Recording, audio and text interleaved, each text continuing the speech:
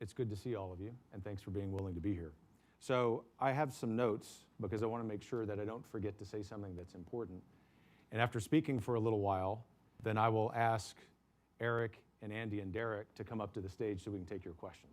So I will not filibuster, but I owe you a conversation. And so that's how we will start the meeting. Thanks for receiving Eric's message in the spirit it's intended, which is actually to rebuild accountability and trust. That starts with me. I made a mistake, and I let you down, and I let down this institution, and I am sorry for that. Period, full stop. And what I want to do, without making excuses for anything, is explain to you the purpose and purpose of and the process by which we posted the video. You can ask whatever question you want. Every question is in bounds. Every critique is in bounds. You are a cheerful lot, obviously not right now, understandably, and I trust you for us to have a good conversation. And I'm grateful, and I don't take for granted, that you're still willing to be here today and to have that conversation with me.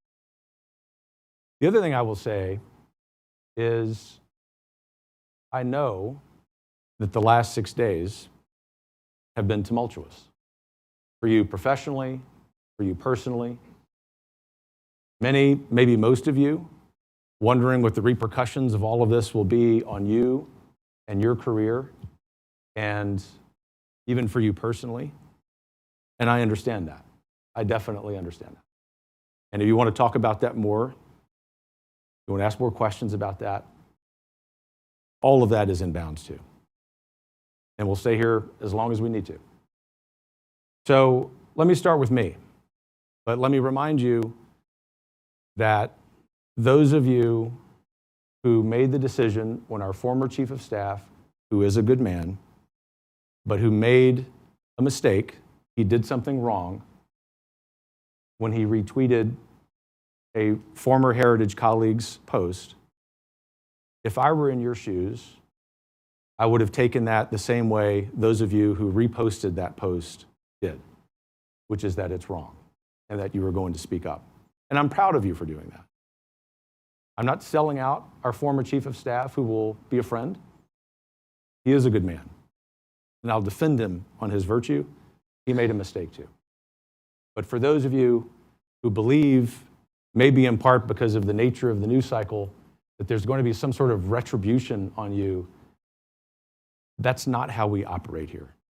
And I think if you can see through the last 6 days and remember how I operate, you know that's not how I operate. We might have differences of opinion on things, but retribution is not what we do. So let me get to the video. The purpose of it was, and this is an explanation. This is not excuses. This is an explanation. The purpose of the video, ironically, and I now know in hindsight this will sound dumb, and it was well-intentioned, which is we had a lot of dynamics, vectors coming into Heritage, some of which only a few of us were seeing, and some of which only I was seeing. And those dynamics, they weren't all attacks, were you must publicly disavow Tucker Carlson. The reason that was relevant was because we had just concluded a paid media partnership with Tucker in the summer. And that's the kind of thing we do with a lot of media figures. In fact, it's ironic that, but important to remember, we simultaneously had a paid media partnership with Tucker and with our other friend, Mark Levin, right when they were going at it. And Heritage might be one of the few institutions on the political right that can do that. That's one dynamic. Related to that dynamic was chatter online. I would be the first person to tell you that online chatter and X are not real life. But in Washington, D.C., they become real life. And I would love, as we do our part to revitalize the good life, to remember that. Not criticizing any of you in any passive-aggressive way, which I think you know I'm not, about anything you've said online. I'm just saying that's what was coming in. And there was pressure from some high-profile people for me to make a statement that Tucker Carlson's no longer part of the conservative movement. And then another dynamic was the deep concern I have, yes, as the president of Heritage, but primarily as a dad of 4, about how appealing, lamentably, the noxious concepts of anti-Semitism, Stalinism, grotesque comments, truly grotesque comments about women, which is also a grotesque way of understanding manhood, that are cached, not just on the left, but on the right. I didn't know much about this Fuentes guy. I still don't, which underscores the mistake. I can tell you with a clear conscience and not making any excuses that those were my intentions, to fix all of that. And obviously I didn't. I made them worse. The process by which we arrived at the video was also short-circuited. It was a violation of our one voice policy. It is part of our one voice policy that we don't cancel friends, but I'm not going to sort of shroud all of this in a dogmatic stance against cancellation culture. That's not what I mean by making that point. I'm simply saying that the process was rushed. It involved too few people. Our former chief of staff had the pen. I'm the one who recorded the video. The buck stops on the desk in my office in the 8th floor. So whatever accountability comes from this, I get, and I deserve. I'll come back to that in a minute. But when the script was presented to me, I understood from our former colleague that it was approved. It was signed off on by the handful of colleagues who were part of that. Still my fault. I should have had the wisdom to say, time out, let's go double check this. I do that often, and usually the office I walk to is Derek's, and I should have done that. So that's my fault. I sat and recorded the video. So, the substance of the video, some of the substance, maybe most of the substance of the video, the substantive points, are things that and I think we believe. But there are a couple of pain points that I want to address specifically. If there are others you want to raise, you're more than welcome to. But these are the ones that I've been homing in on in the last few days as I've talked to our board, which has been wonderful and supportive through this process, of us as an institution, and donors and members of Congress and others, a lot of others. Number one, the term venomous coalition. A terrible choice of words, especially for our Jewish colleagues and friends who understand that, given history, to be a trope used against them. And I very sincerely, very, very sincerely apologize to you in particular and to all of you for using that. It was not my intention to use a trope. I should have been better, so I hope you understand that. But I have to be better at being aware of those things. My closest Jewish friend in the world, Yoram Hazony, has flown to DC this week in part to help me with this, personally and professionally. He does not have to do that. And he may decide after we meet later today, you know, Robert, you're not worth it. And I told him last night I would understand. But he said, I know Heritage, I know you, I actually know what you were trying to accomplish, although it was really ham-handed, and I want to help you. So know that I'm not merely talking to the people who like the claim about no cancellation and so on. I'm talking to people who are real critics of this.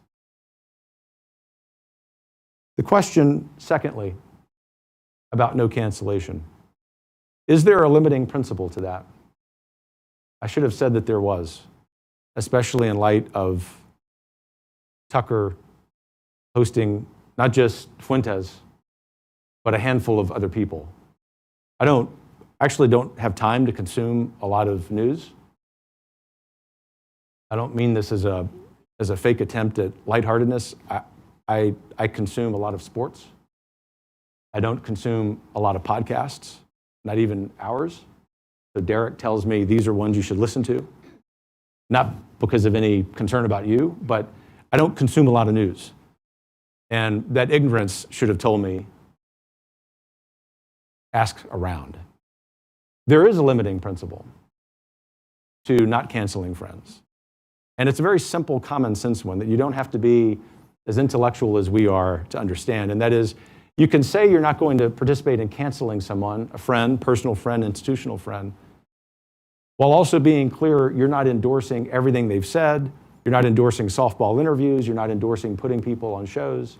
And I should have made that clear if, in fact, I was going to proceed with the video. And I have no doubt that if we followed the process, particularly if I did a better job of creating more room for senior management to weigh in on this, that if they had gotten convinced that this was actually something we needed to say, that it would have taken a different form. They bear no responsibility in this. It's mine. It's totally mine. We might want to have more conversations about Tucker. I'm totally open to that, but I wanted to address the issue of no cancellation. What do we do from here? Well, we're going to have a fruitful meeting. My faith tells me that when you make mistakes, own up to them, listen to what people have to say, be grateful for the support and the friendship you have in spite of that. And I'll let the board speak for themselves. I've been in the nonprofit world a long time, and I know you let boards speak for themselves, but I can tell you that I've benefited immensely from the informal conversations, not emergency board meetings, informal conversations, not emergency board meetings, because of their wisdom. And the most important thing you need to know from our board, which is unequivocal, it's categorical, is that they support you, they support Heritage, they support what we're doing, and as I told them, I made the mess, I want to clean it up. It would be very easy for me, very easy, to take a path which would say, let me step aside, cancel me. I'm willing to do that, by the way. But I realized in prayer and in conversations with a lot of friends and colleagues that, in fact, if I made the mess, my moral obligation is to clean it. And I need your help, if you're willing, and if you're not, no hard feelings, truly, ever. I need your help in cleaning it up. And so I want to listen to you today. This old professor wants to have office hours with you. If you want to come by, hopefully you know this, you come by and tell me anything you want. And there's not going to be retribution. I think Richard Stern has proved that over the last few years. If I may, sir, I not only don't mind it, you've probably discovered I kind of like it. But in all seriousness, I don't mean to be lighthearted during such a grave situation. In all seriousness, I think that our culture, which is a way of saying all of you, and the credibility we have, will get us through this. And the good news is, and this underscores the lack of wisdom and the timing of such a statement, of the video, is we got a good thing going. And so what I'm trying to do while owning up to the mistake is also to get us focused on where we go from here. And guidance from you formally today in this setting, informally in one-on-one meetings we have in the next days and weeks, I think will be really helpful. I'm going to close there and get on the stage and sit down and ask the rest of the executive team to join me there, because there may be questions you have that would be beneficial for them to answer or help me answer. I'm not evading anything that you want to ask. And Tiffany, who's done such a great job with Heritage Action and so helpful during this process and giving me feedback, including constructive criticism as a friend and colleague, has done a remarkable job of just saying, Kevin, my best way that I can help you and Heritage right now is to go run Heritage Action and get prepared for the midterms. And all of that to say a compliment to her, which she's owed. In spite of all of our great work in Virginia and New Jersey, our side took one on the chin. But as Tiffany and I were talking early this morning, we've learned some things there. And she may want to weigh in later on the current matter, not on the midterms. But no, there's still a plan, and we're still going to go execute it. And I really thank you for being here. God bless you.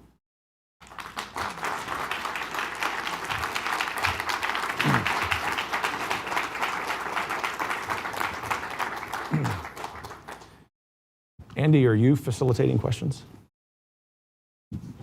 Or you're facilitating online questions? I will gladly facilitate online questions. And if people have questions in the room, thank you. Emma's raised her hand. We have some microphones, and other hands have come up, but Emma, I saw yours first. Dr. Roberts, I just want to thank you for your words today, for your courage, for your leadership. It has never been more apparent to me that you are the right man for this job. You have the courage, you have the godly character, and you have the prudence to lead this organization well. You have my full support and confidence going forward, and I just want to thank you very much for this conversation.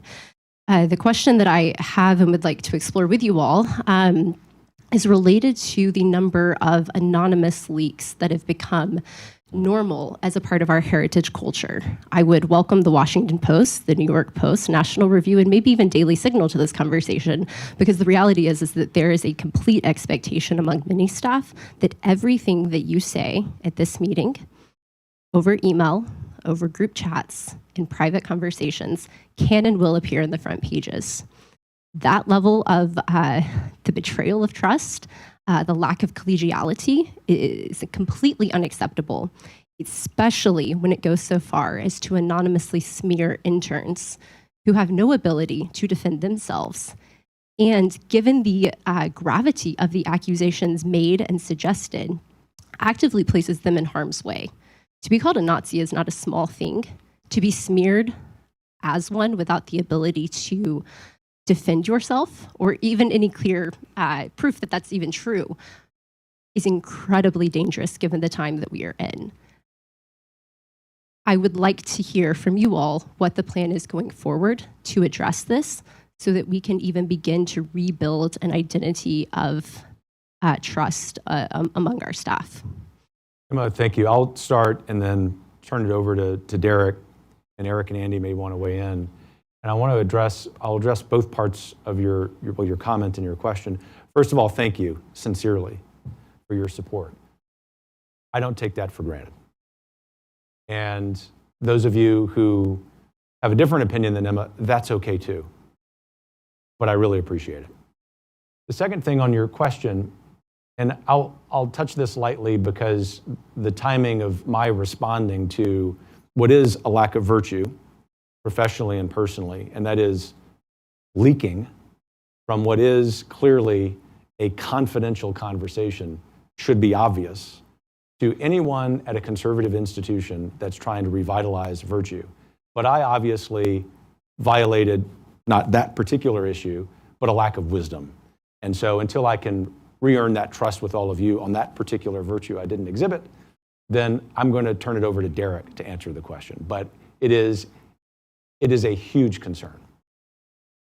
Yeah, and I welcome Eric and Andy to weigh in too. Yesterday, one of my former bosses died, Dick Cheney. I know he's not in vogue. I know he's not popular. He's a good man. One thing that he used to say is, I got this job because I didn't talk about my last job. In other words, he understood the value of giving confidential advice to your boss. And we've got to have that here. We've got to have that culture of openness that Kevin was just talking about. I'll be upset, but maybe not surprised if this meeting leaks. And you just have to know that factors into everything we do here. And so I would ask those who are leaking to do the honorable thing. And if they don't feel like they can be on this team, they need to resign. And I don't say that gleefully in any way whatsoever, because you can disagree all you want with what's happening, of course, and we will welcome that, and we will be stronger for it. We will make better decisions for it. But if you're not on the team, you're betraying your teammates. It's not you're betraying him or me or anybody on this stage. You're betraying your teammates. Some of the things that were most recently leaked were extremely harmful, as you pointed out so eloquently, Emma. And it's very upsetting. And so I ask if you were that leaker to admit to it. If you're not able to do that, to never do it again. And if we're able to move forward together as a team, I think we'll be much, much stronger. Eric, anything else you want to add to that, or Andy? Everything we do is a highly collaborative process. You can't do the policy work we do and can't create the solutions. You can't work with Capitol Hill and the administration, our friends, our colleagues. You can't do that if there's no trust. It's paramount. It's unethical. It's immoral. It's not being a good teammate. I mean, it has no place at Heritage. If we see someone leaking, we're not going to do a witch hunt, but if we see someone leaking, you're fired.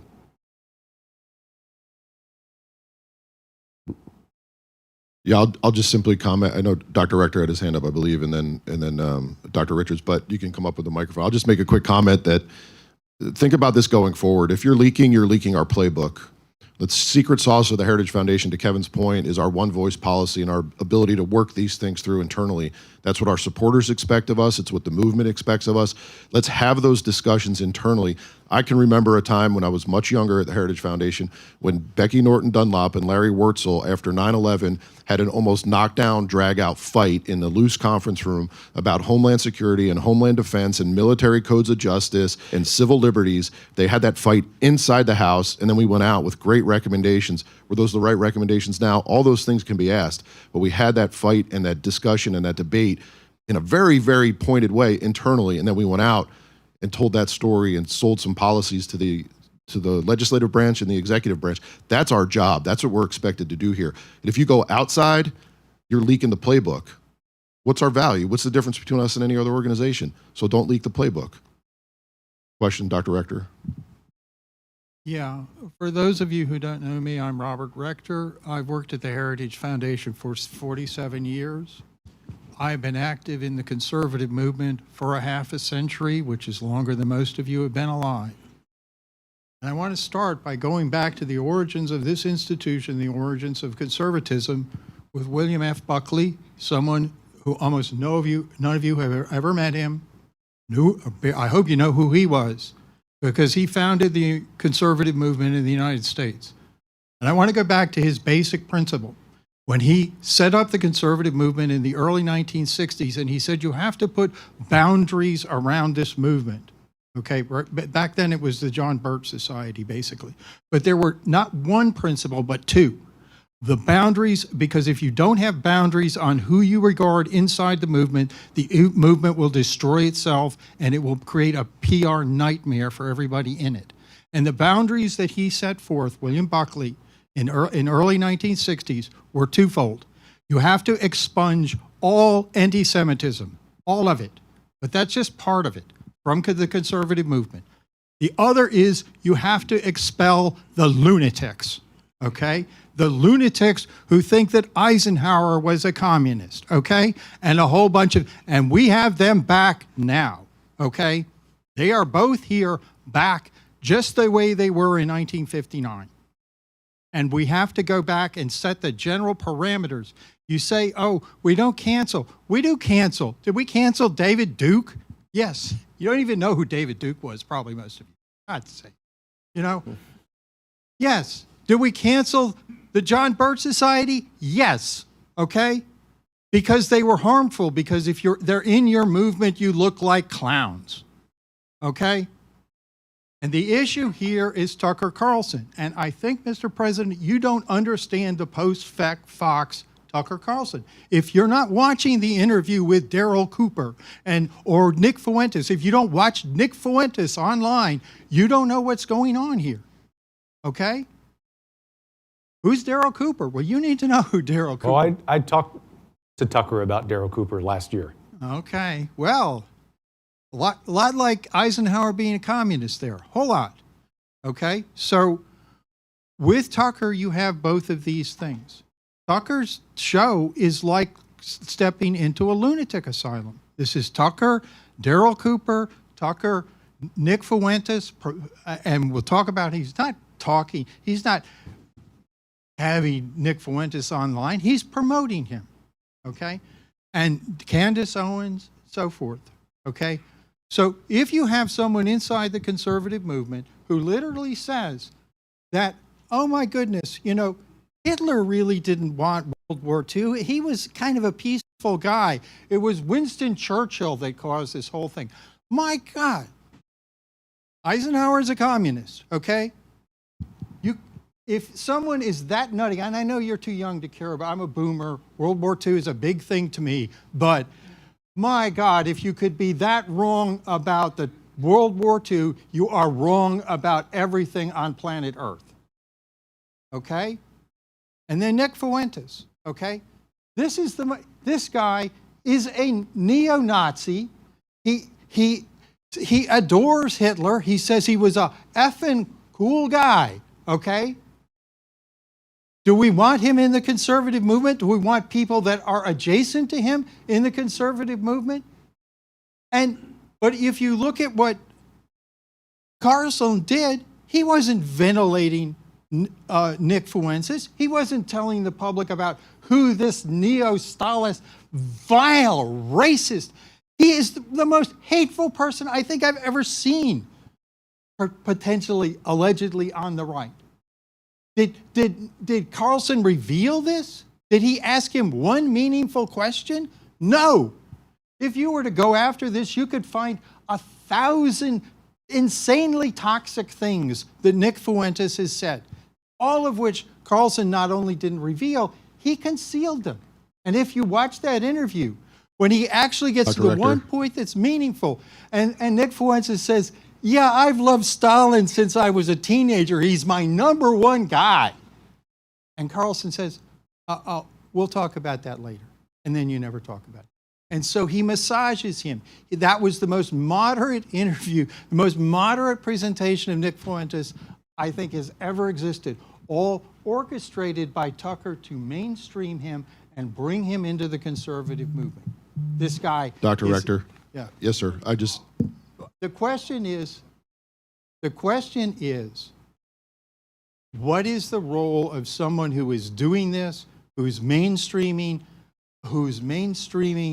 a neo-Nazi Stalinist online, and who believes that Churchill was the cause of World War II?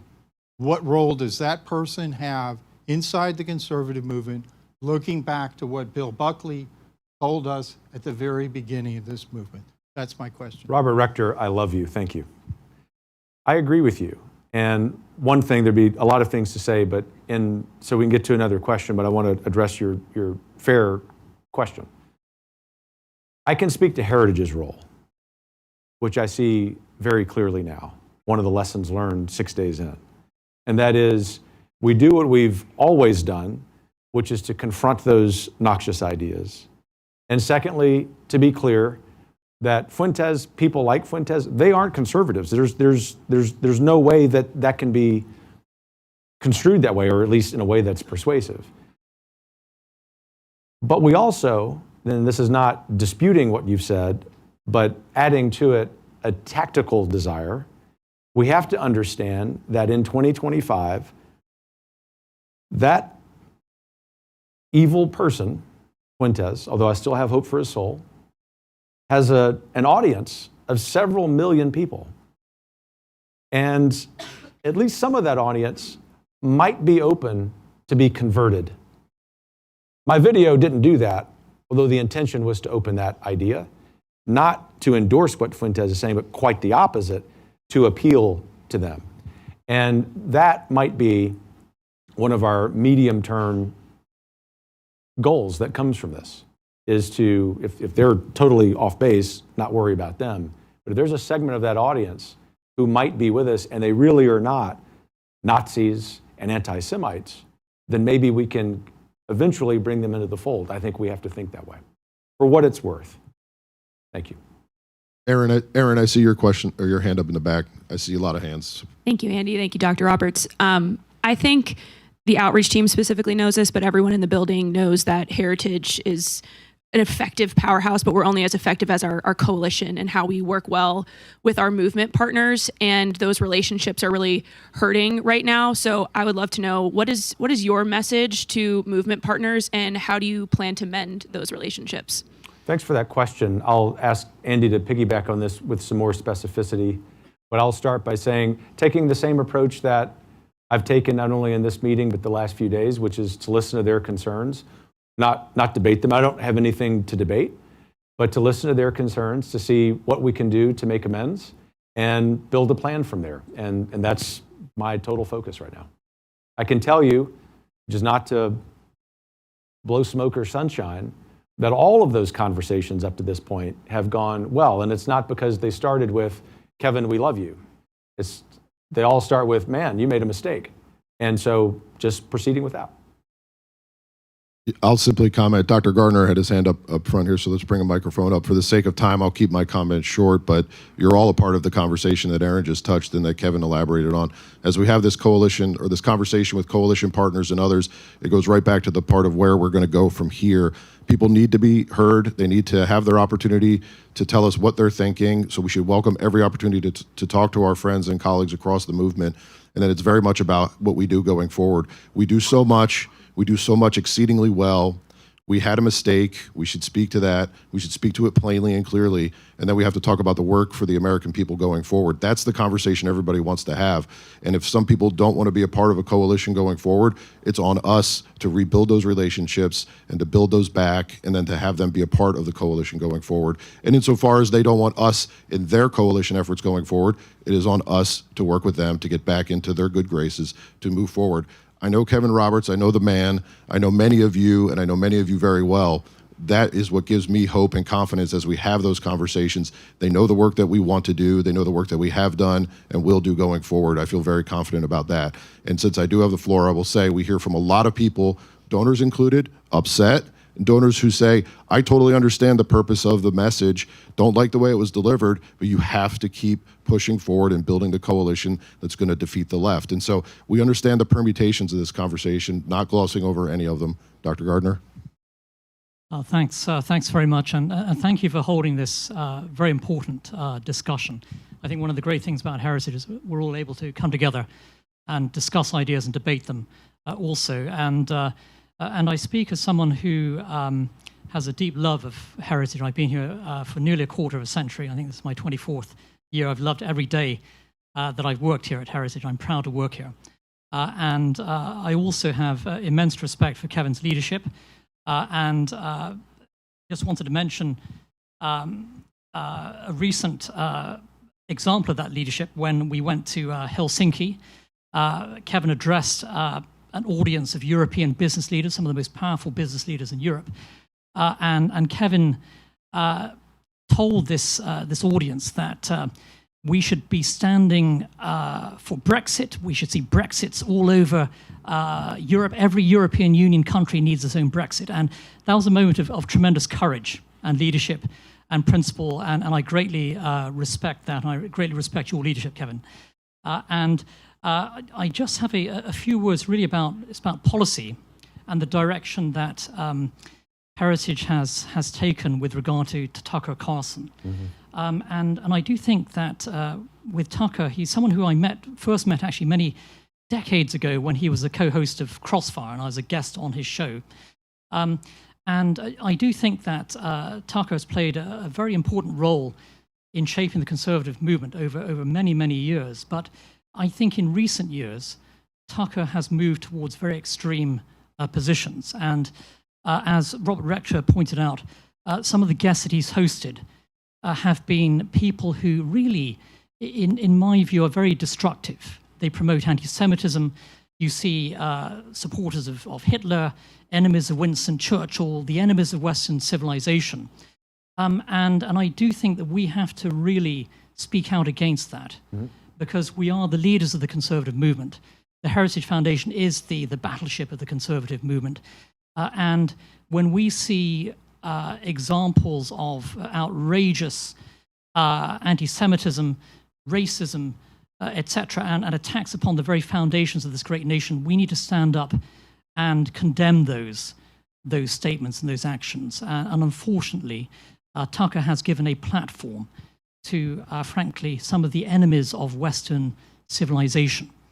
And without a doubt, I think right now, this is a defining moment for the Heritage Foundation. We have got to stand on the side of righteousness. We have to defend the very principles of the founding of Heritage, but also the founding of this great nation of the United States. And I had the privilege of becoming an American citizen over a decade ago. I'm greatly proud of this wonderful nation and for everything it stands for. It's a real honor to be an American citizen. And we've got to fight and defend everything this great nation stands for. And we've got to stand up to the hatred that's out there from some elements who claim to be conservatives, but they're not. And Heritage is such a powerful, strong voice. And I do hope that moving forward, we are going to stand up and condemn those who frankly seek to undermine the conservative movement and who undermine the foundations of this great nation. Thank you. Thank you.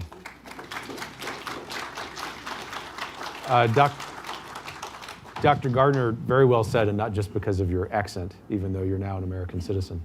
I appreciate the generous words, but most importantly, the second half of your comment, your exhortation. We have to. That's the lesson. And it's not that we weren't going to do that, but the video got in the way of that, right? Absolutely. Thank you. Jay Richards, question? And I see there's a lot of hands. I also have questions coming in from online. So, thanks so much for doing this, Kevin and friends. I have many questions of my own. Kevin knows what they are. We've had private conversations, and I prefer those to stay private. But I was asked by our colleagues in the education center, because they're all remote today, so they're not here. And so they asked me to ask Kevin you this question on their behalf. And so I will just read it verbatim. Mm-hmm.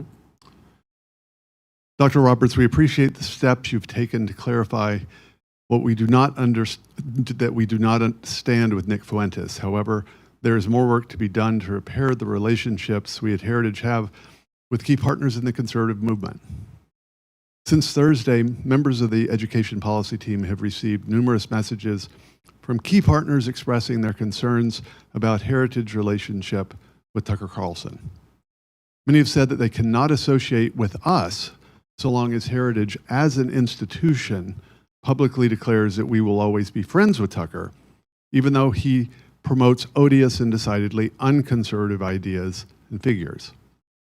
We believe those relationships can be repaired if you publicly clarify that you have a personal friendship with Tucker, but that the Heritage Foundation is committed to principles and policies, not personalities. Would you be willing to do that? Yes. And thank you, Jay, and our education team for the question. We are, as we were coming into the meeting, just a little bit of process. The answer is yes, unequivocally. Coming into this meeting, the reason we were a few minutes late is we were working on precisely that. And we won't do the wordsmithing and workshopping here, but know that a lot of key people, yourself included, will be part of that in this next step. But know that has to happen. And just to put a really underscored point on that, I made the mistake of conflating too much the personal friendship I have with Tucker. Although I want to be really clear, I don't think that everything, or maybe even most of what he does now, is helpful or good. But conflating that with particularly the word always as the institution. And even the institution can say, Tucker will be a friend, but that's different than saying that you endorse everything the friend does. Some of you are friends of mine personally, and you say, well, I'm grateful to you, Kevin, as a friend. I'm grateful to you as the president of Heritage, but that was a mistake. It doesn't mean you've got to endorse that, right? So that's what we're working on. Andy may want to have other things to say because he's kind of got the pin on this to the point about making the process better. the process has to get better, and we're working on that. Rather than say something, I want to hear more from everybody in this room, and we can input that, if I may, just the number of questions. I do want to read a question from online from Eugene Kontorovich. Eugene, an error in the delivery is on me if I get this wrong. Kevin, I have never met you in person, but let me say I hold your integrity in the highest regard. The question is, given the stated justification for the course followed so far is not to push away the disaffected young men, so to be able to reach them and educate them, what is the plan for doing so? And if this controversy has not sabotaged this, where they will now dismiss us as saying they got to you too, when we defend the U.S.-Israel alliance, won't they just say this is just a pound of flesh? So maybe a little bit more on how we want to reach the next generation of young men that do hear a lot of noxious and odious ideas and was a part of the original justification and motivation for. Sure. Thanks, Eugene. Thanks for what you're doing. On that, one step of the plan is the first step, going back to Niall's point and to some extent Jay's, is to say repeatedly what we've always said, what I've always said, that anti-Semitism is abhorrent, it is evil, it has no room in the conservative movement. Stalinism, communism, as I mentioned at the top, the grotesque things about women and men, you have to say those things first, repeat them. But the second thing is, and this is where I'll have to turn it over to outreach, communications, messaging, political experts in our midst, we have to figure out how to go drive a wedge between some of his audience and him himself. Because as lamentable and tragic and gross and evil as it is, a lot of his audience believes that it's rebellious to say those things, merely rebellious. That is obviously gross. But I'm convinced, looking at some of the demographics of that audience, that we might be able to convince some of them there. That's the project. I've got to leave the details to people who know better how to do that. And we can certainly talk more about that. A question from Michael Werner, one of our very effective colleagues who is out in the field all the time talking to donors and supporters. And he asked this question in a very Michael Werner way, which is a charm and a talent. Can we expel people from our movement who think affordability is not a problem for younger American families? Say this, Michael's a friend, and I think he will appreciate the joke. He likes to stir the pot. Love you, Michael Werner, too. I don't think we're going to expel people for saying that. I think what we're trying to do is facilitate a conversation. Yes, thank you. We'll come back to a question in the room. Hands are, Amy Swearer's hand is up over here. Amy will come to you. I will, pardon me very quickly, Amy. Tiffany Justice sent a note. As Kevin said, she's in Florida today. Tiffany just asked that I share. She's back from a few days of travel, 10 days of travel on the road in the Midwest, getting ready for midterm planning. She's proud to be a part of this organization, and she supports Kevin. And as we saw yesterday, the Democrats are incredibly organized, and we must come together for the fight, for the future of America, and Heritage Action is focused on the future. So thank you for that note, Tiffany. Amy? Dr. Roberts, you've repeatedly emphasized that these all-staff meetings are the place in which we are to use radical candor within Heritage. So please allow me to be radically candid. I hope you don't mind. I also brought notes. Yeah, no problem, Amy. Sir, I know that you're a patriot. I know that you care very deeply about this nation. You care about this institution. We've accomplished some remarkable things under you. I also have every reason to believe you are a good and decent man, and I know that you're my brother in Christ.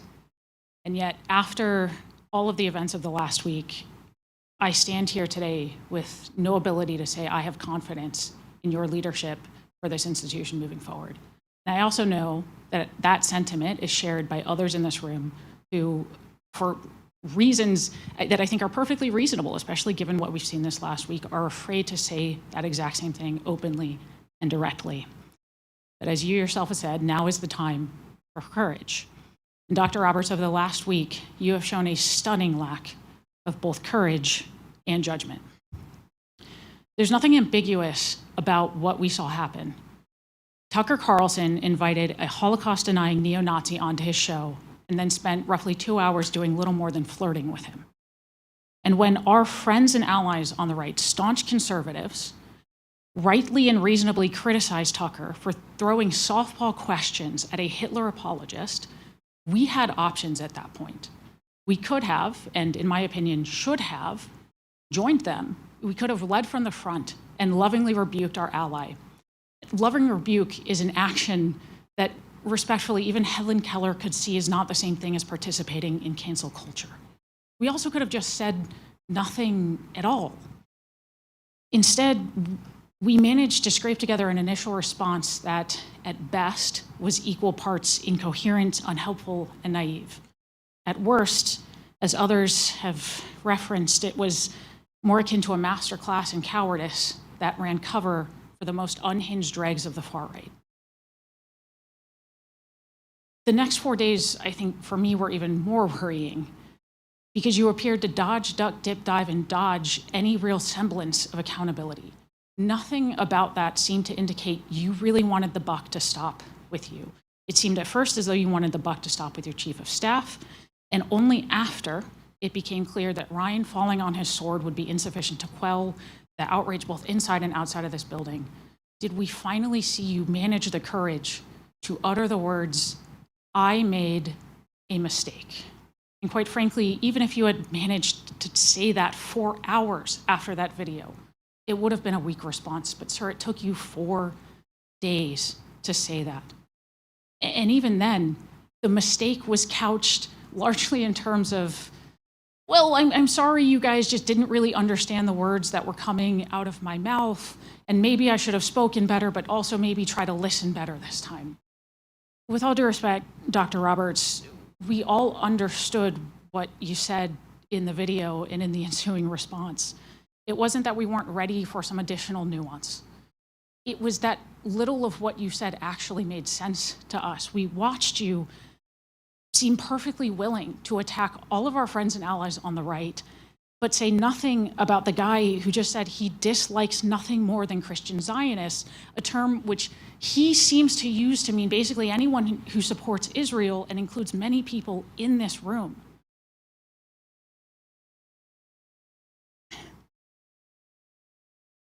And then we watched this sort of incoherent defense for days of, well, we can't participate in cancel culture, and anyone who attacks Tucker is participating in cancel culture, but also we're going to attack the people who are participating in that cancel culture, and that's not cancel culture. And sir, maybe I'm just a simple human, but there's not enough grass that I can touch to make that make sense.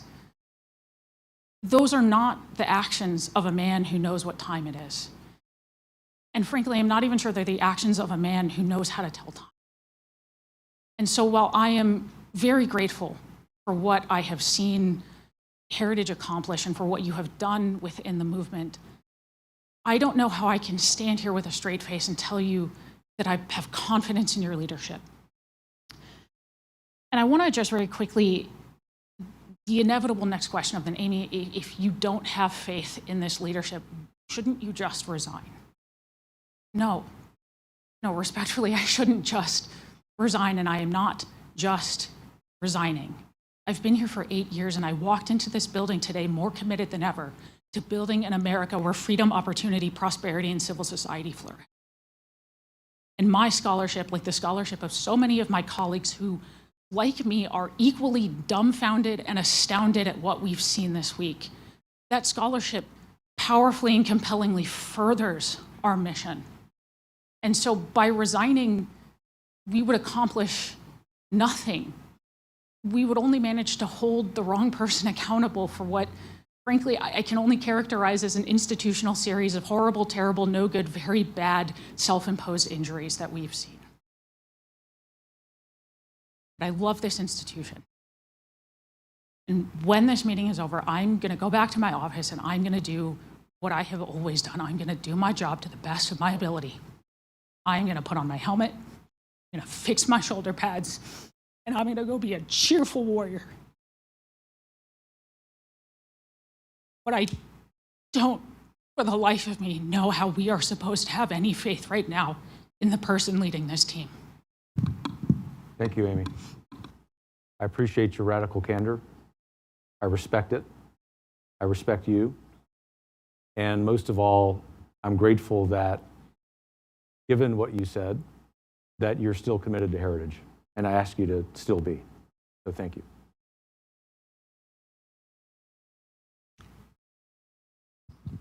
Rachel, question? Thank you. My name is Rachel Gresler. I have been at Heritage for 12 years now.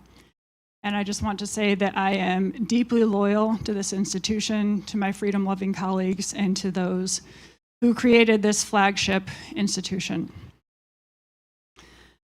As more and more of my friends and family have continued to criticize heritage and even question whether it is worth saving, I have continued to tell them that there are so many good, genuine, smart, and principled people here.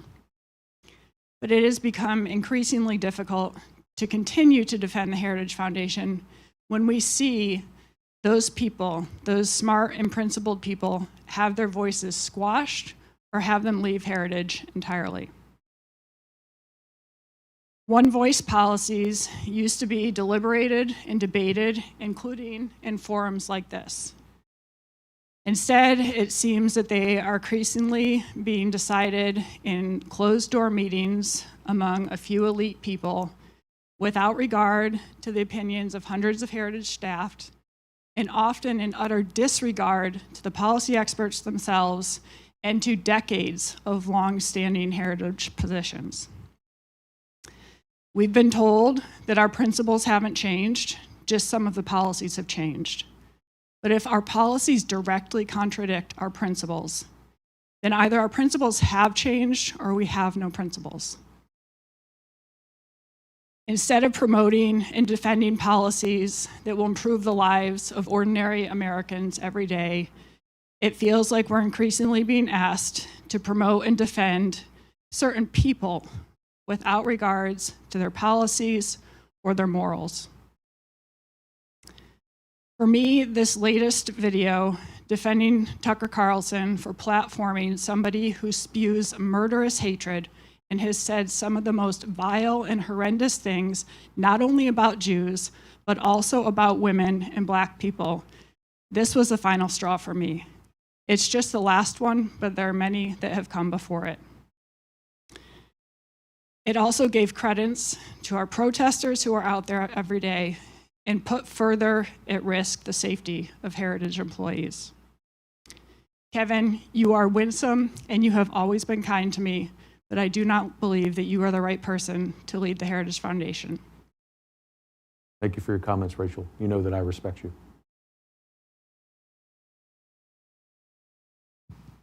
Question in the back. I apologize. I can't see. I condemn Nick Fuentes' hateful rhetoric. That being said, I would like to point out that some of the most vocal people against Tucker Carlson have been calling him an anti-Semite since he started to hold more anti-interventionalist views. A handful of young colleagues and I had no issue with the points you made in the original video. I don't think that was the right moment to have such an important conversation regarding U.S.-Israel relationships, because now we fear that the concerns we have won't be addressed.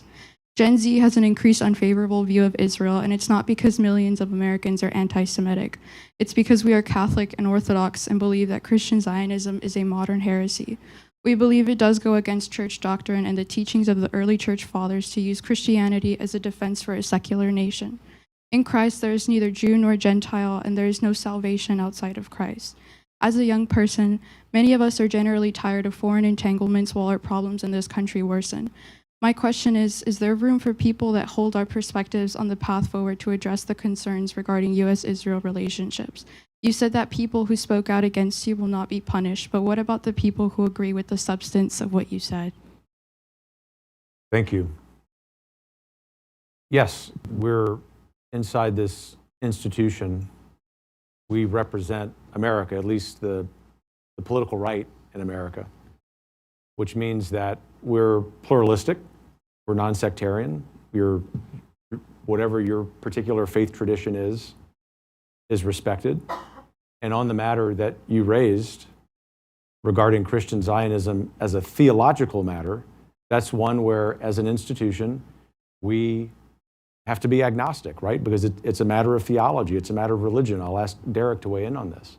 But in the same way that I would fully respect the previous two comments, because I respect the colleagues who made them and understand their heart and their spirit, I respect yours and people who agree with you, which is not a way of trying to have it both ways, but of saying that's what heritage is. And the second thing, not making excuses for anything that I've done, that's the difficulty in the conservative movement right now, is trying to figure out how we can all respect each other's differences of opinions, particularly on the question of that you raised, and work together and put it together in a cohesive or more cohesive organization, a more cohesive movement. So not only that we can win elections, but that the reason we want to win elections is to implement good policy. And so in the same way that I respect people inside this institution who have a different opinion than you do, I, of course, equally respect you. So I'm grateful that you made the comment. And maybe I just add one quick thing, which is, we had Jonathan Haidt here for all of this, and he's written a lot of really good stuff, actually, even as a center-left guy. And we had him here, and he's talked about the impact of social media on anxiety for children and all that. He also had an earlier book called The Righteous Mind, and we have to recognize that there is extreme pressure on all of us, especially through social media, to equate ideas with people. And if I disagree with the idea, I disagree with the person. If I want to cancel the idea, I cancel the person. We've got to all work, think, and discern together how we operate in that new world. And we do need to be careful that we recognize there's a real world and then there's the online world. So that, I think, adds a lot of fuel to a lot of fires. And the issue you raise about Israel, for our position is, Israel has been a great ally of the United States, and when it's in the American interest to support the nation of Israel, we will do so. And they've proven to be an excellent ally with information sharing and all of that. And we will also stand firmly against any anti-Semitism, certainly against the foolish, evil calls of Hamas and other terrorists in Israel and in that region to wipe Israel off the map. That, is akin to genocide. We're against all that. So we have a lot of things that we've stood for a long, long time without getting into the question of the theological question, where there are good faith differences, even among people here on this stage, I'll tell you. And we're going to avoid that and not wade into those waters because that's not our role. That's not what we do. Thanks, Derek. Yes, sir.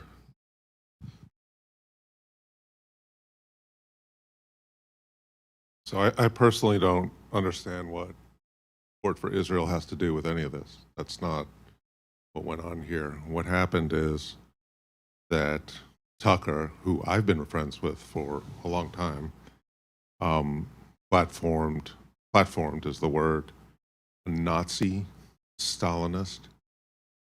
I was going to say misogynist, but that's too light a word for it. Racist. And what I've had a problem with, and I agree, I think people should be judged not just on one statement, but on the totality of what they've done. And I think you've done a lot of great things. I've read your book. It's a call to action. That's important. I've listened to many things you said here. But what I don't understand is how a statement like this could bubble up from here, even if one person wrote it, you read it with passion. I've been struggling with it because I love it here. I've only been here 9 months, 8 months. I love it. And I don't understand how a statement like this can bubble up, because the totality of it is not to go after this wannabe Hitler who now has millions of followers, and many more because of Tucker, and more also because of the continuing controversy here that has kept this story alive. I'm a journalist, for 5-6 days.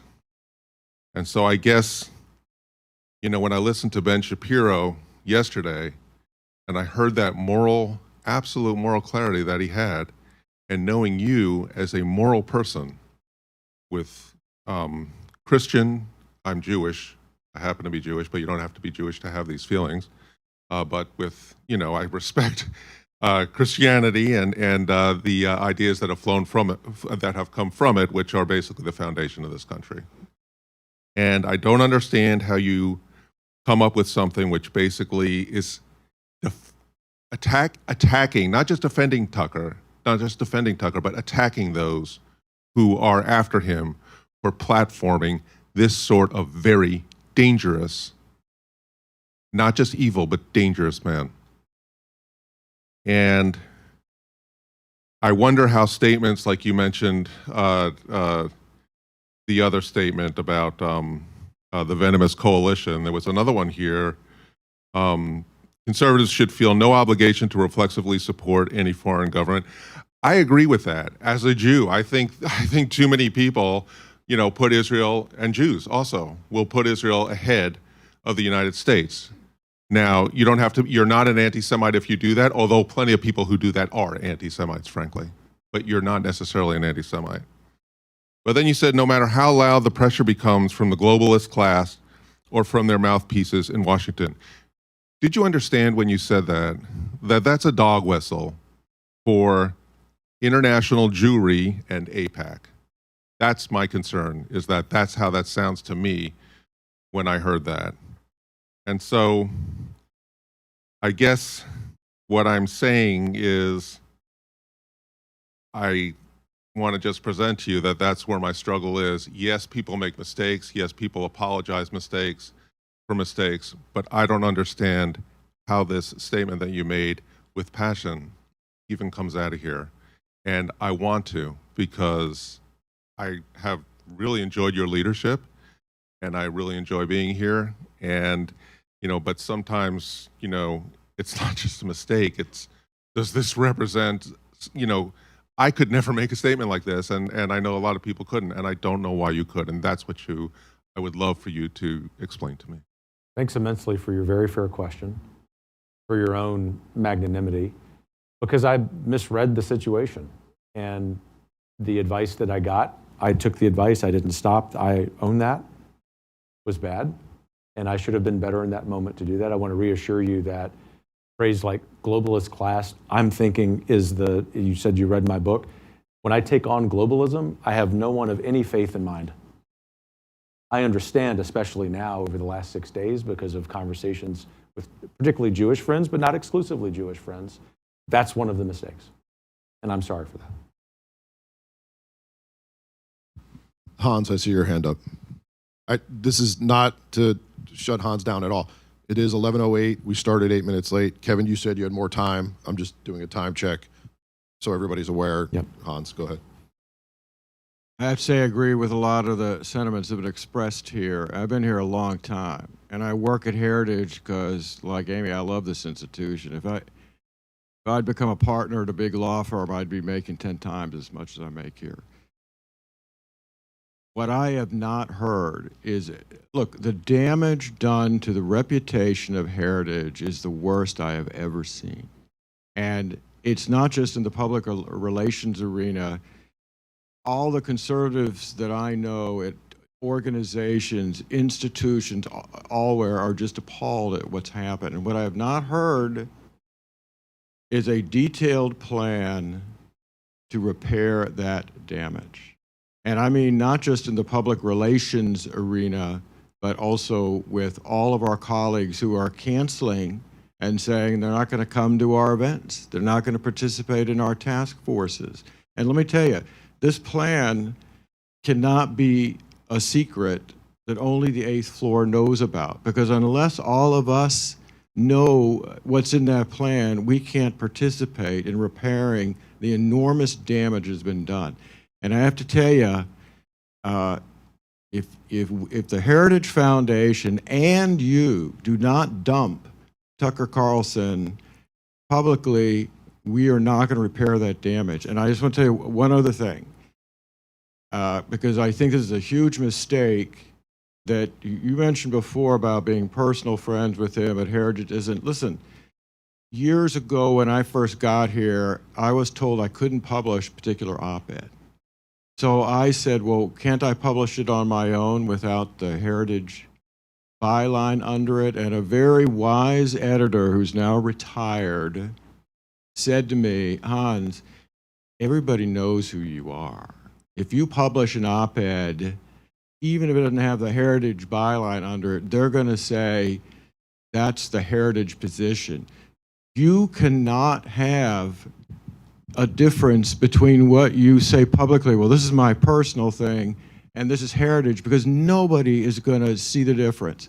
If you're out there speaking, if you're saying this person's a personal friend of mine, everybody out there is going to say, oh, that's a friend of Heritage. Heritage supports them. It's much more so than me, because you're the president of Heritage. And if you think you can make that distinguishing publicly, that's a huge mistake and is going to cause us even more problems.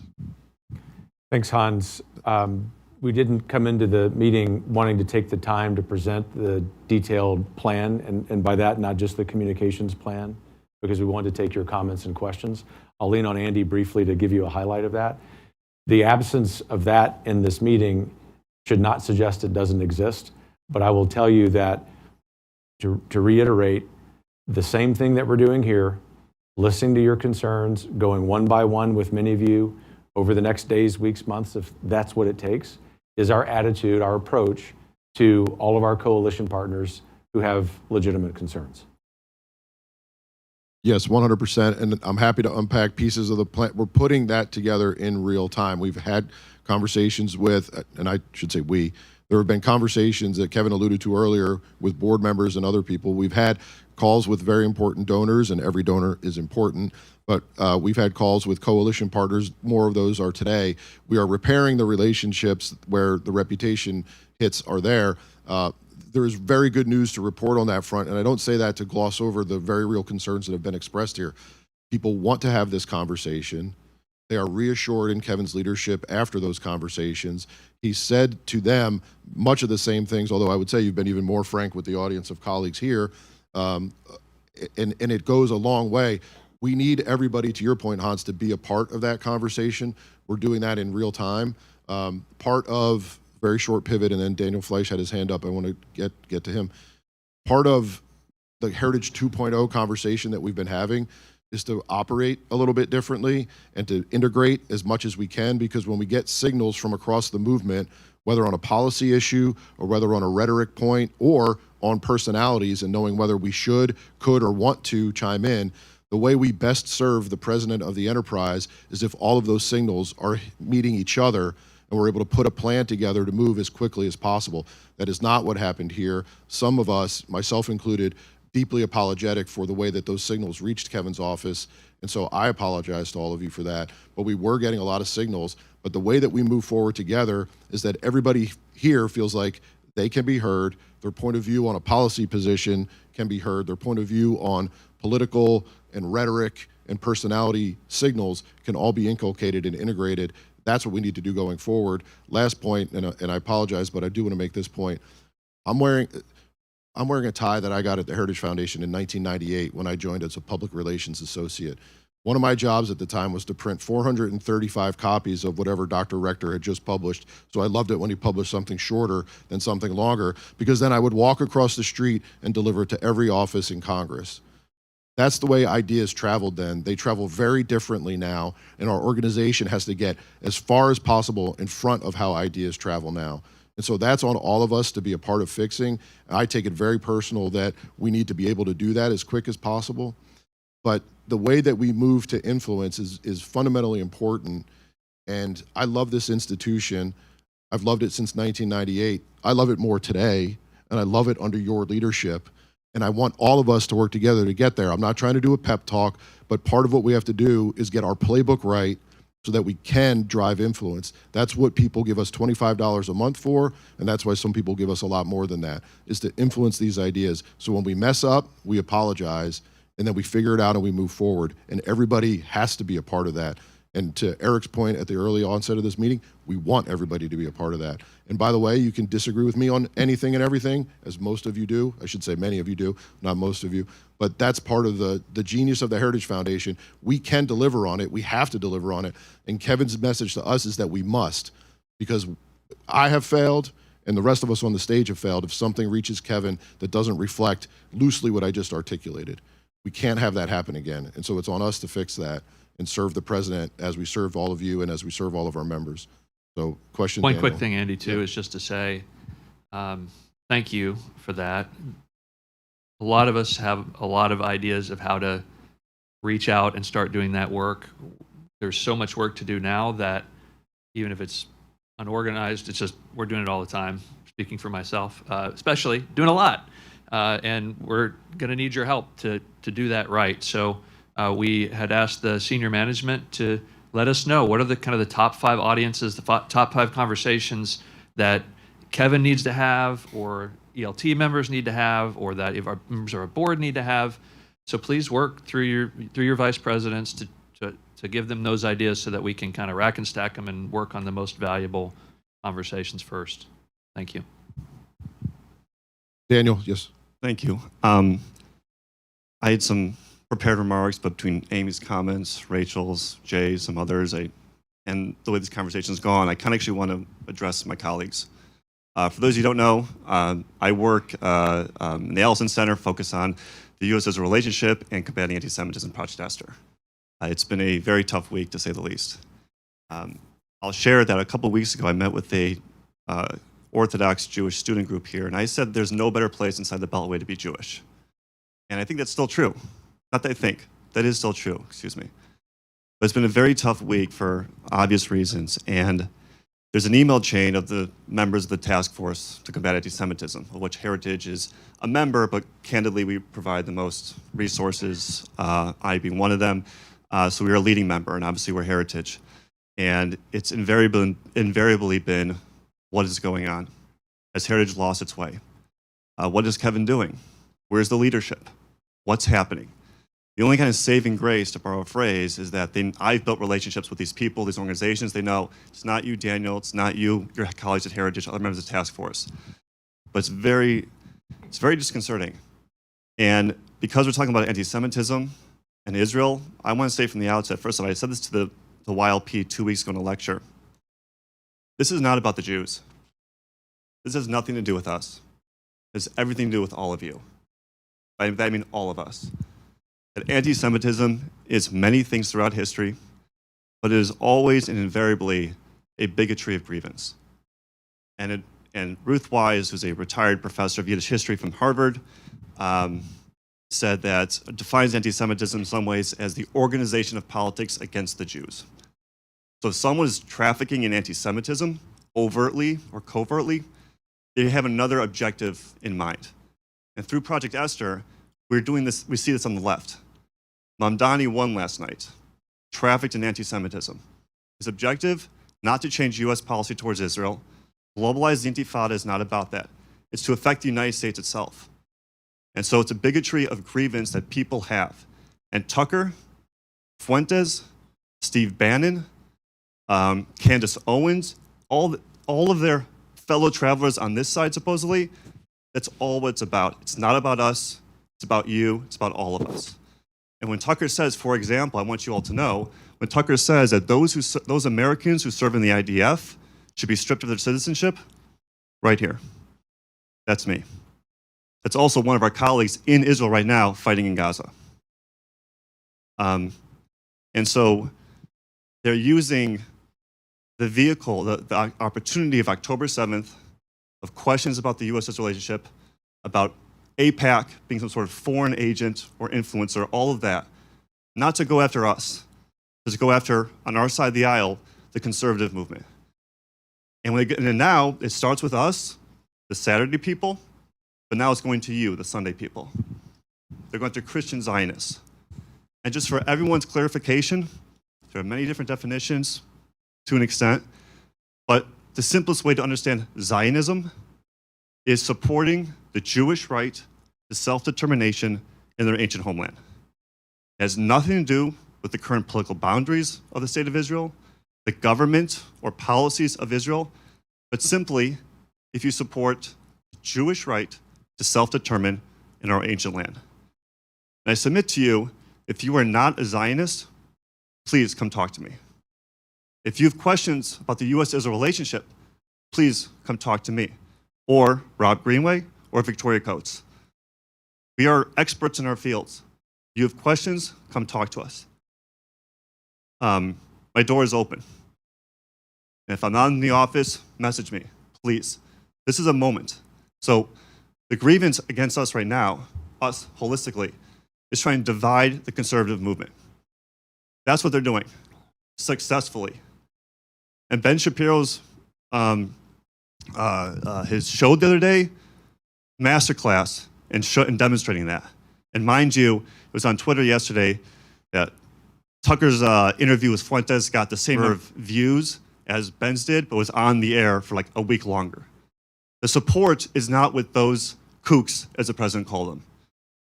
So, but at the end of the day, it has been 6 days, almost a week, where we as an organization have been unable to utter the words.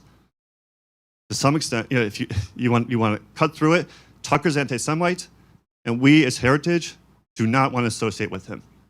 And we still do not have a statement about that. And I'm still getting emails and calls saying, where are you guys? I speak to members of the task force all the time.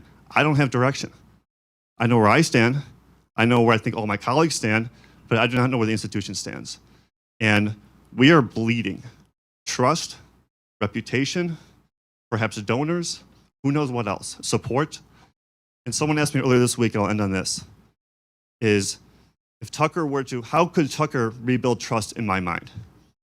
I'm like, can't be done overnight. Can't be done with words. It's going to take time. I don't think he'll ever get there. But the point is, you rebuild trust. So we have a plan to rebuild trust. Does not appear to me we do. We are 6 days into this, and there's been no leadership on it. Thanks, Daniel. And I'm particularly grateful for your facilitating with Victoria the helpful conversation that I was able to have with some of the co-chairs of the Anti-Semitism Task Force. And to your point about future statements, we are working on that, as I said, coming in. So your point's well taken.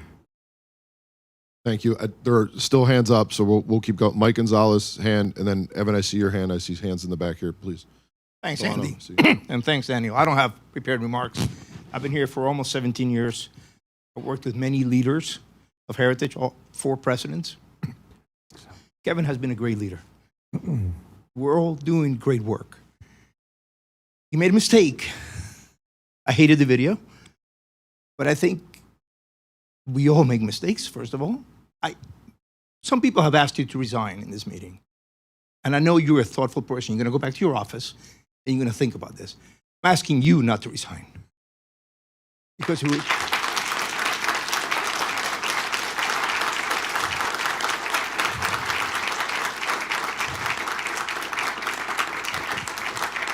it would be disastrous to those of us who want to fight Mandamni. But that's just one man's opinion. And we have to abandon. As a building, Tucker Carlson, I didn't make a forever promise. I made a forever promise to my wife. I didn't make a forever promise to Tucker Carlson. What the heck is that? But I want to say one thing. Don't accuse me of things. As a former journalist, whoever is leaking, you're a betrayer. Well, let me tell you as a former journalist, that journalists you're going to be leaking to will know you're a low form of humanity.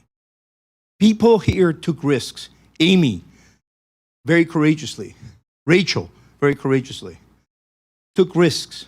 If you speak to a journalist about this, they say they're going to argue, but you're probably not going to be found out. But you will know in your heart you're a Judas. And the journalist will know who you are. Thank you.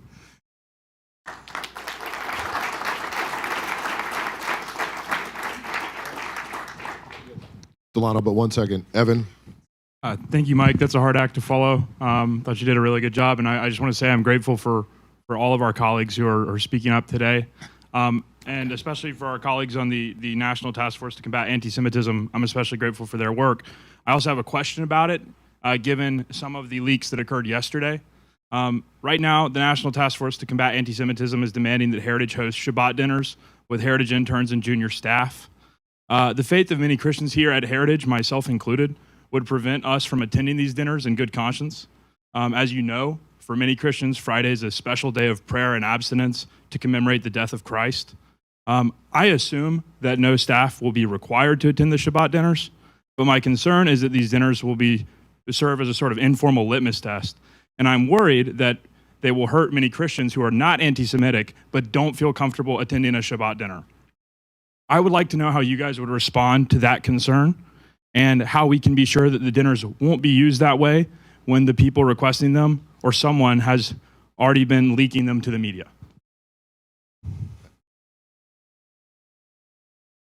Thanks, Evan. The recommendations, and that was the word, there was no demand was made. That is a gross mischaracterization of what was issued by the co-chairs of the Anti-Semitism Task Force yesterday, of which I am one. And I take some offense to that characterization. This was a recommendation, one of 6 recommendations that the co-chairs came to in consultation with the task force to try to provide Dr. Roberts with a path forward. As I said, they were recommendations. They came out of the conversation, which we were grateful to have with you on this topic. And one of the offers was if any Heritage staff would like to participate in this kind of a dinner as an educational exercise, not as a betrayal of their faith, that was an open offer from the task force. It was made in generosity of spirit and in the hopes of increased dialogue on this issue. And Evan, I'm deeply sorry that you could not see that as a generous offer, but rather a personal attack on you. It was not. I'll answer the question, though. We're not going to require anyone in this institution to do anything that violates their faith. And I'll make a second observation. I wouldn't usually include the contents of my private email responses to anyone. I love that task force, particularly our 2 colleagues who are on it. But the fact that that private, what I thought was a private email to me, was on Twitter with a journalist is unacceptable and it complicates my ability to respond for the very reason that Evan mentioned. Now, Victoria, you know I don't want you to be offended. I don't want anyone to be offended by that. Let's be clear about 2 things. Number 1, no one's religion is going to be violated by anything Heritage has asked you to do. Number 2, I accept the spirit in which those recommendations have been made because I'm very grateful for the task force's work, for the wonderful conversation that we had Monday night. It helped me formulate the words that I had shared at Hillsdale. I told that to Victoria and to Daniel. But it's hard for me and for this institution to consider recommendations when we can't do that privately. Obviously, I give those folks grace because they're giving me grace, but I just want to let you know as we move forward on a detailed plan, for example, Hans, it's got to be under the terms that we get to have the conversations privately. Thank you. Delano? I have a prepared question because I want to make sure I get the words right. But first, I want to say a few quick things. When I saw the video and I saw the reaction to it, I think part of what I thought is that it didn't feel like your response was a Heritage first response.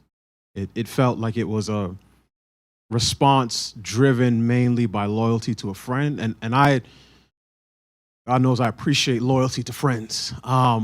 So I don't knock you for that, but it felt like there was a tension between that personal commitment and the institutional commitment. So I hope moving forward, in the same way we talk about sort of our national leaders having their first obligation be to the citizens who elect them, that the first obligation would be to the institution. And I have no doubt that that's... Yeah. And I don't use that verb lightly. Yeah. I promise you that. Yeah. Second is I want to commend you and your leadership. Human nature is typically resistant to criticism. And I say this not to be cheeky and not to be too lighthearted, but as a husband, I understand this very deeply. So to sit and have people openly criticize you in front of colleagues is not an easy thing to do, especially in this town where people tend to want to blame other people for their failure. So I respect that. I respect your leadership. I have complete confidence in you moving forward as a leader of Heritage. So here's my question. It's apparent to me that we have a problem with ethnic and religious hostility, particularly on the terminally online right. I want to frame it properly. Well said. And this is driven in large part by questions of who qualifies as a real American, which goes back to some of the questions we have internally about citizenship and some of those policy issues that we want to get to. This is not just about Jewish and Black people. It extends to people of Indian descent and even to some Muslims as well. I think this is in part a reaction to decades of the left stretching definitions and weaponizing identity to shield itself or different groups from any criticism of ideas and conduct.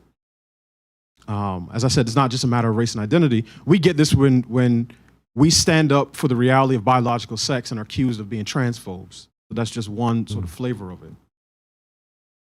But that stick does not work in the way it did in past decades. And when I say stick, I mean people saying, accusing you of transphobia, homophobia, racism, anti-Semitism. So my question is, what does the future of the conservative movement look like when accusations of racism and anti-Semitism are met with thank you rather than I'm sorry? Thank you for all of that. It starts with moral clarity, which is what we always provide. And although that was my intention last week, I didn't provide enough of that and sowed division. And so we need to keep doing as an institution what we're doing. And I need to be obviously better about that and more aware of that. And the way that I'm doing that is taking all of your feedback, whatever it is. And I'm very grateful for it, from really generous comments of support to equally generous comments that are the opposite. I respect that. That's the way forward, is moral clarity. Standing in the back there, apologize.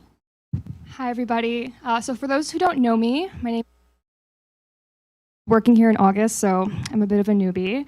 And although my accent might not immediately betray this, I'll let you in on a little bit of a secret. I'm also from Canada. So I literally just moved here from Toronto. And just a quick survey, does anybody in this room actually know what the equivalent of the Heritage Foundation is in Canada? It's a trick question, of course, because it literally doesn't exist. Okay, so I just want to take this opportunity to encourage you all, but also warn you that the country that I grew up in is literally gone. Right? The home I grew up in, the country I knew as a kid, it's gone. And I don't know if it's ever going to come back. It has literally been completely overtaken by progressivism. And the reason why I bring this up is because I want to remind us all of the importance of this institution. It's really easy to take the workplace that we work in for granted. It's really easy. But a few weeks ago, I had a few Canadian friends come to this workplace and they looked around completely wide-eyed around this organization to see conservatives working a home for conservatives. This is something that they've literally never seen before, ever.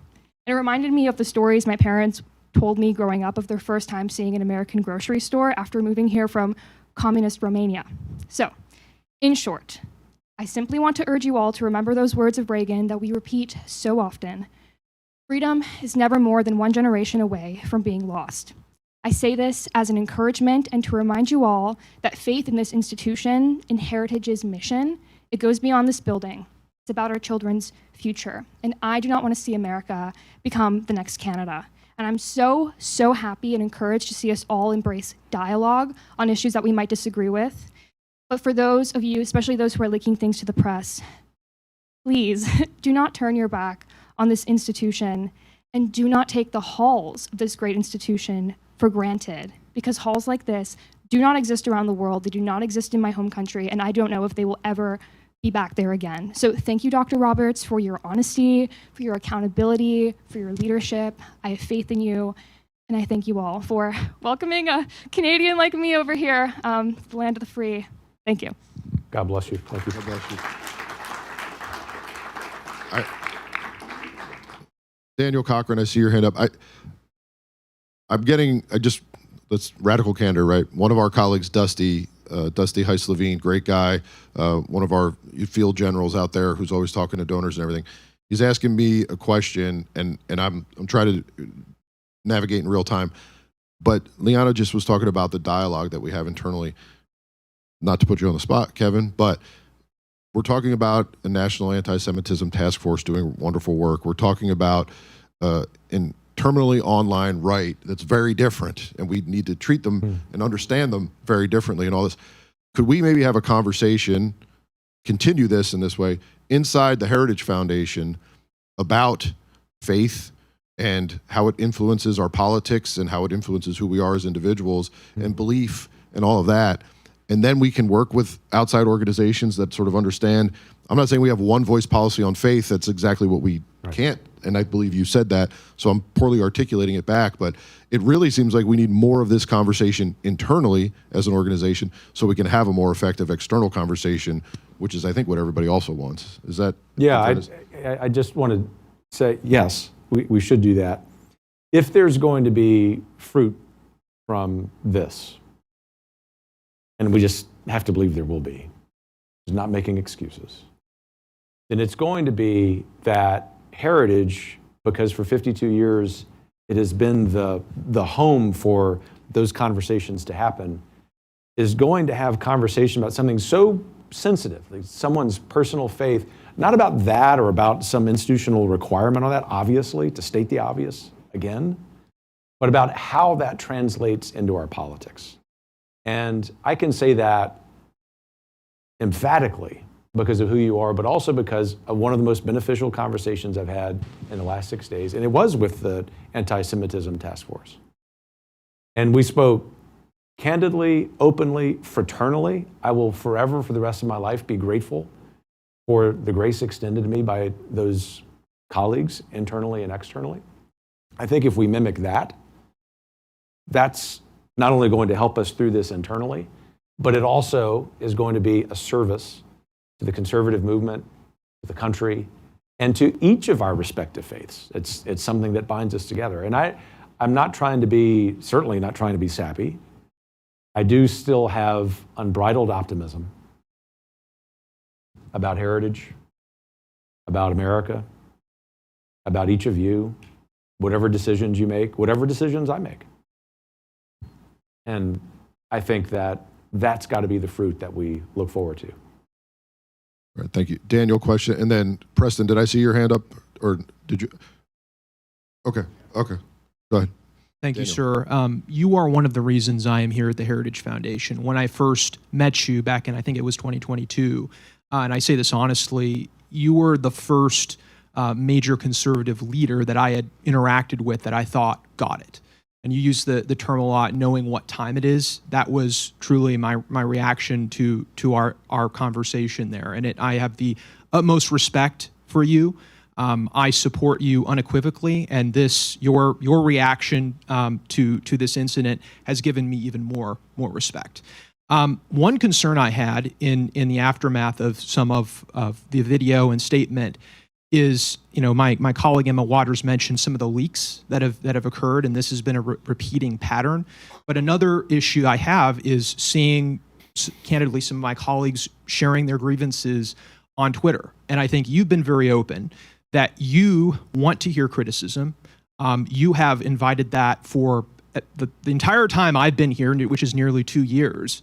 And I'm concerned, as a younger colleague, how can we continue to lead the movement and ensure that we come to the best positions if we can't trust our colleagues internally? And if every major disagreement, when someone makes a statement that we disagree with honestly, and I appreciate and I respect some of my colleagues here who have leveled criticisms, but when we can't have that conversation internally without trusting that it's not going to be leaked to the press, when it's not going to be aired on Twitter, how can we continue to lead the movement? And so I guess my radical, candid question to you is, what specific actions will your leadership team consider in future to ensure that, to be honest, the chain of command is followed and that grievances are considered and criticism is considered, but it's considered internally consistent with our policies and not airing all of Heritage's dirty laundry in the public eye, especially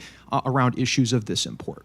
Daniel, very eloquent, very thoughtful, like everyone else has been, regardless of their comment and question. I'm going to turn it to Derek, who I think is best equipped to answer your question with some specificity.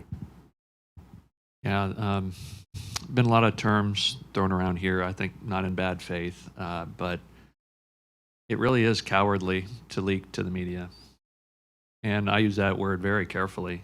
When you have other outlets, and you have many, you have your direct boss, you have, sure, their boss, all the way up the chain of command, certainly me, certainly Kevin. He's put aside most of his day the next 2 days to meet with anybody who wants to meet with him one-on-one. I think he's demonstrated today the exact opposite of cowardice in hearing people's concerns directly and addressing them directly as best as he can. He's got responsibilities to his conscience. He's got responsibilities to his board. He's got responsibilities to all of you. He's got responsibilities to this institution. I've seen him agonize over what to do, not in a weak way, in a way that he looks to his faith to answer that. I think each and every one of us owe him that respect to talk to him directly. And to look, some people don't want him as president of the Heritage Foundation. There's a headline for you, okay?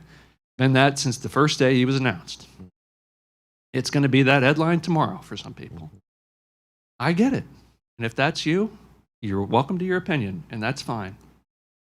But don't throw your colleagues under the bus. Use the proper channels. There's nobody here that wants to take any negative action on you for sharing your opinion. So I don't want to have a police state here. Eric, you said that very well. Nobody wants a police state here. We want to be self-governing people. So govern yourselves. Do the honorable thing. Use the channels that you have. And if you're not satisfied with the answer, then the only option that I would personally do is I would resign. I would not throw my colleagues under the bus. It pains me to say that in a way because I don't want any one of you to resign. Any more than some of our colleagues that have left to go to the administration and elsewhere. I love this team, and I know a lot of you have those same fraternal feelings, so please do the honorable thing. But of course, if we discover there is a leaker, they should be fired because it is a betrayal. Plain and simple. Let me just add also, the second part of your question is on the process on how to prevent this move forward and when there are grievances or disagreements in the building. And so a couple things that we've instituted recently and then moving forward. One, we know there's too many workarounds. There's too many workarounds from a single person to go get the decision they want. They don't want to work through the legislative process. They don't want to have, take it to a group and actually talk about it. It's like, I want this action. I'm going to go right to this person that I need to make this action, and we'll get it out the door. It's fast, but it's not prudent. So we've made changes on our senior management team. We increased the length of our meetings, the frequency of our meetings. We're asked for the most consequential decisions to be brought through that process so everybody at the seat of the table can represent their team, represent the interests, raise red flags, talk about unintended consequences, and stop these workarounds where someone can get right to Kevin through a back door and get a decision they want. But the rest of the building's like, how did that happen? So we're working through the senior management team to do that on big consequential decisions. The chief of staff role is critical. We made the decision over the weekend to make this change and said, Derek needs to go in there. Derek can represent the whole building and won't allow a decision unless all the voices are heard. Even this morning, there was a decision, and Derek said, so-and-so disagrees with that. They need to be heard. We know that going forward, and Kevin said that to us, that the senior management team will be part of the process on the next chief of staff. The board will have a say if they elect to weigh on that. But that position is so critical because there's 350 people in this building that want something right now. I need a decision. I need this. I need Kevin to do this. I need him to say this, do that. And Kevin needs to trust the process. But we need the right person in that role to say, slow down. Does everybody, to Kevin's point earlier, did everybody sign off on this? Did everybody have eyeballs on this? And so that's a really, really important position. It's why we have Derek in this role. And we said he needs to be here in this acting role, even though he has 1,000 other things on his plate. It's so consequential for all of you and what we do to have someone like Derek in this role. And we really appreciate Derek stepping in there. It's heavy right now, but we need someone like Derek there now and in the future. Kevin needs that. We all need that. And so we recognize that as a process change moving forward. Thank you all very much for your time. And I see there's still at least 5 hands up, but we do have to have some conclusion to the course of the meeting today because there are other meetings that are taking place. Preston, is there something that you would like to say, sir? Take a microphone behind you. I do hope that everyone gets a chance to say what they want to say at some point, if not today. Of course. But I do want to second and echo some of the criticisms and the concerns about the leadership and the discernment over the past week. It was very concerning.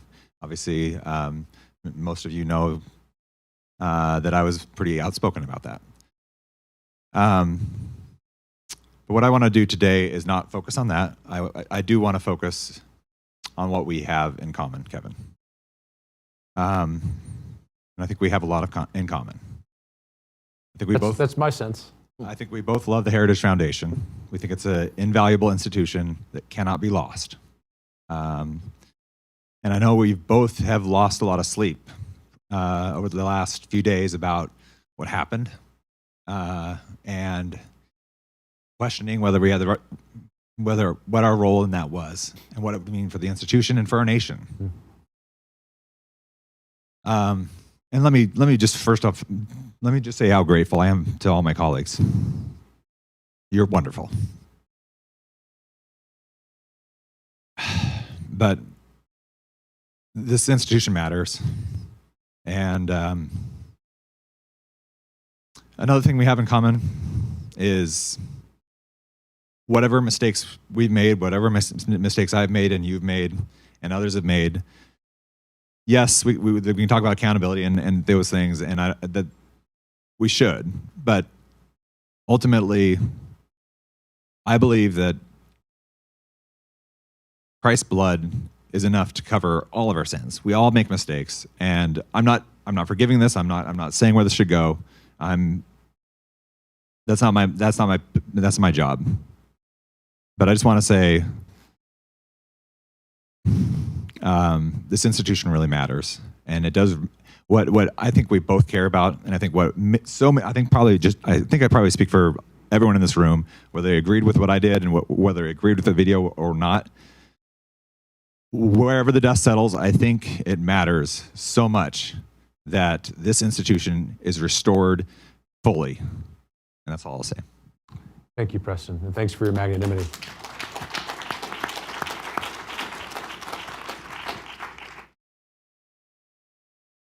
Kevin, any closing comments before we wrap this one conversation, but obviously keep the discussion going?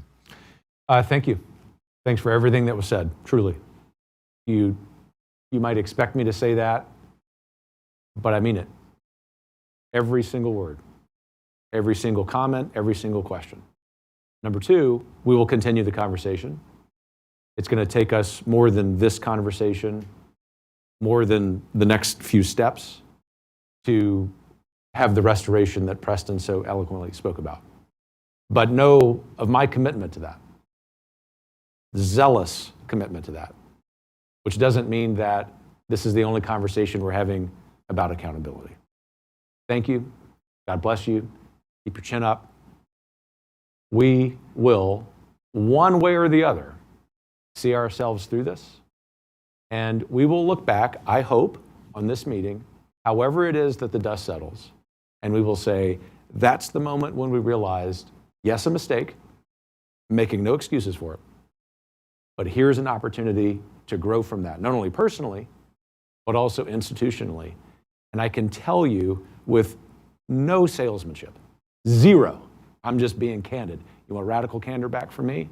That is what our supporters of every kind, even some of them who are miffed, others who aren't miffed at all, that is what they know only one institution on the planet can do. And because I know that, and knew it when I woke up this morning, early, praying, as all of you have been doing, and I know 2 hours into this meeting, let's go win. Let's go take back America. Let's do it the right way. God bless you.